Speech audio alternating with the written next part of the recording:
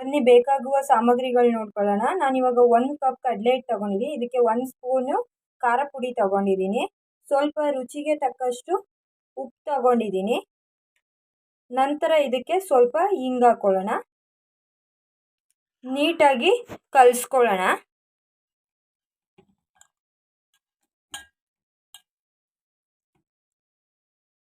ನೋಡಿ, ನಾನು ಇದನ್ನು ಈ ರೀತಿ ದೋಸೆ ಹಿಟ್ಟಿನ ಅದಕ್ಕೆ ಒಂಚೂರು ಗಂಟಿಲ್ದಂಗೆ ಕಲಿಸ್ಕೊಂಡಿದ್ದೀನಿ. ಇದು ಬೂಂದಿ ಮಾಡ್ಕೊಳ್ಳೋದಕ್ಕೆ. ನೋಡಿ, ನೆಕ್ಸ್ಟು ಮಿಕ್ಸ್ಚರ್ ಅಥವಾ ಖಾರ ಅಂತ ಏನಂತೀವಿ ಅದನ್ನು ಮಾಡ್ಕೊಳ್ಳೋದಕ್ಕೆ ನಾನು 2 ರಿಂದ 2.5 ಕಪ್ ಕಡಲೆ ಹಿಟ್ಟು ತೊಗೊಂಡಿದ್ದೀನಿ. 1 ಟೇಬಲ್ ಸ್ಪೂನು ಖಾರ ಪುಡಿ ತೊಗೊಂಡಿದ್ದೀನಿ. ರುಚಿಗೆ ತಕ್ಕಷ್ಟು ಉಪ್ಪು ತೊಗೊಂಡಿದ್ದೀನಿ. ಸ್ವಲ್ಪ ಹಿಂಗೆ ತೊಗೊಂಡಿದ್ದೀನಿ. ಬನ್ನಿ ಇದನ್ನು ಇವಾಗ ಕಲಿಸ್ಕೊಳ್ಳೋಣ ನೀಟಾಗಿ ಗಂಟಿಲ್ದಂಗೆ. ನೋಡಿ, ನಾನು ಇದನ್ನು ಇಷ್ಟು ಗಟ್ಟಿಯಾಗಿ ಕಲಿಸ್ಕೊಂಡಿದ್ದೀನಿ. ಬನ್ನಿ ಇವಾಗ ಮಿಕ್ಸ್ಚರ್ಗೆ ಸೇರಿಸ್ಕೊಳ್ಳೋದಕ್ಕೆ ಅಥವಾ ಕರಿಯೋದಕ್ಕೆ ಯಾವೆಲ್ಲ ಸಾಮಗ್ರಿಗಳು ಬೇಕು ನೋಡೋಣ. ಕಡಲೆ ಬೀಜ ಅರ್ಧ ಕಪ್ಪು, ಹುರ್ಗಡ್ಲೆ ಅರ್ಧ ಕಪ್ಪು, ಕರಿಬೇವು, ಕೊಬ್ಬರಿ, ಬೆಳ್ಳುಳ್ಳಿ, ದಪ್ಪ ಅವಲಕ್ಕಿ, ಒಣಮೆಣಸಿನ್ಕಾಯಿ. ಬನ್ನಿ ಇವಾಗ ಮಾಡೋದು ಹೇಗೆ ಅಂತ ನೋಡೋಣ. ನೋಡಿ, ಇವಾಗ ಎಣ್ಣೆ ಕಾದಿದೆ. ನಾವಿವಾಗ ಕಲಸಿರೋವಂಥ ಕಡಲೆ ಹಿಟ್ಟನ್ನು ಹಾಕೊಳ್ಳೋಣ. ನೋಡಿ, ಈ ಥರ ಸೌಟ್ ತಗೊಂಡು, ತೂತ ಇರುವಂಥ ಸೌಟ್ ತಗೊಂಡು ನಾವು ಕಡಲೆ ಹಿಟ್ಟನ್ನು ಇದಕ್ಕೆ ಹುಯ್ಕೊಳ್ಳೋಣ.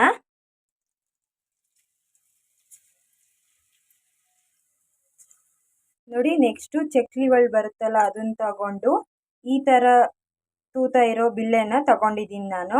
ಬನ್ನಿ ಇವಾಗ ಮಿಕ್ಸ್ಚರ್ನ ಯಾವ ರೀತಿ ಮಾಡೋದು ನೋಡೋಣ. ನೋಡಿ, ಈ ರೀತಿ ಕಲಸಿರುವಂಥ ಹಿಟ್ಟನ್ನು ಚಕ್ಲಿ ಒಳಗೆ ಹಾಕ್ಕೊಳ್ಳೋಣ. ನೋಡಿ, ನಾನು ಇವಾಗ ಹಿಟ್ಟನ್ನ ಸೇರಿಸ್ಕೊಂಡಿದ್ದೀನಿ. ಇದನ್ನು ಎಣ್ಣೆಗೆ ನಿಧಾನವಾಗಿ ಬಿಡೋಣ.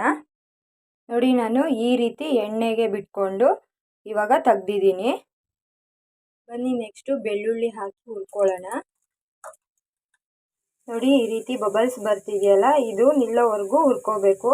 ಬೆಳ್ಳುಳ್ಳಿನ ಫ್ರೆಂಡ್ಸ್ ನೀವು ಸಿಪ್ಪೆ ತೆಗೆದು ಹುರ್ಕೋಬೇಕು, ಇಲ್ಲಾಂದರೆ ಸಿಡಿದು ಬಿಡುತ್ತೆ. ನೆಕ್ಸ್ಟು ಕೊಬ್ಬರಿ ಹುರ್ಕೊಳ್ಳೋಣ. ನೆಕ್ಸ್ಟು ಕಡಲೆ ಬೀಜ ಹುರ್ಕೊಳ್ಳೋಣ.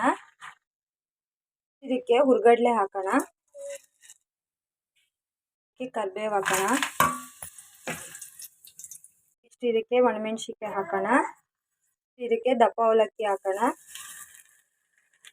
ನೋಡಿ ಫ್ರೆಂಡ್ಸ್, ಈ ಕರೆದಿರೋವಂಥ ಎಲ್ಲ ಸಾಮಗ್ರಿಗಳಿಗೂ ಇವಾಗ ಸ್ವಲ್ಪ ಅರಿಶಿನ ಸೇರಿಸ್ಕೊಳ್ಳೋಣ.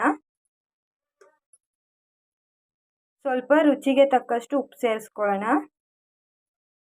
ಸ್ವಲ್ಪ ಖಾರ ಪುಡಿಯನ್ನು ಸೇರಿಸ್ಕೊಳ್ಳೋಣ. ಎಲ್ಲವನ್ನು ನೀಟಾಗಿ ಈ ಥರ ಕಲಿಸ್ಕೊಳ್ಳೋಣ. ನಂತರ ಇದಕ್ಕೆ ಈ ಖಾರವನ್ನು ತಗೊಂಡು ಈ ರೀತಿ ಪುಡಿ ಮಾಡಿಕೊಂಡು ಸೇರಿಸ್ಕೊಳ್ಳೋಣ. ನೋಡಿದ್ರಲ್ಲ ಫ್ರೆಂಡ್ಸ್, ಎಷ್ಟು ಈಸಿಯಾಗಿ ಮಿಕ್ಸ್ಚರನ್ನು ಮನೆಯಲ್ಲೇ ಮಾಡ್ಬೋದು ಅಂತ. ನೋಡಿ ಫ್ರೆಂಡ್ಸ್, ನಾನು ಈ ರೀತಿ ಕಲಿಸ್ಕೊಂಡು ಇಟ್ಕೊಂಡಿದ್ದೀನಿ. ನೋಡಿದ್ರಲ್ಲ ಯಾವ ರೀತಿ ಮಿಕ್ಸ್ಚರನ್ನು ಈಸಿಯಾಗಿ ಮಾಡೋದು ಅಂತ. ನಾನು ಮಾಡಿರೋ ರೆಸಿಪಿ ನಿಮಗೆ ಇಷ್ಟ ಆಗಿದ್ದರೆ ನನ್ನ ಚಾನಲನ್ನು ಸಬ್ಸ್ಕ್ರೈಬ್ ಮಾಡಿ, ಲೈಕ್ ಮಾಡಿ, ಶೇರ್ ಮಾಡಿ. Thank you friends.